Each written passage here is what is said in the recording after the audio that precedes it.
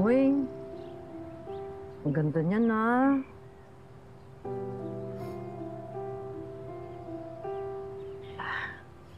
Apo, pasensya ka na ha. Hindi tayo nakapunta sa lamay ni Oli. Ayaw kasi ng nanay mo eh. Pero, gusto mo bang pumunta sa libing niya?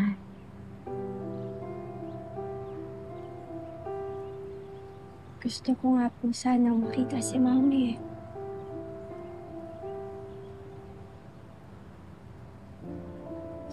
Naiintindihan ko naman po si Nanay. At nire-respeto ko po yung desisyon niya.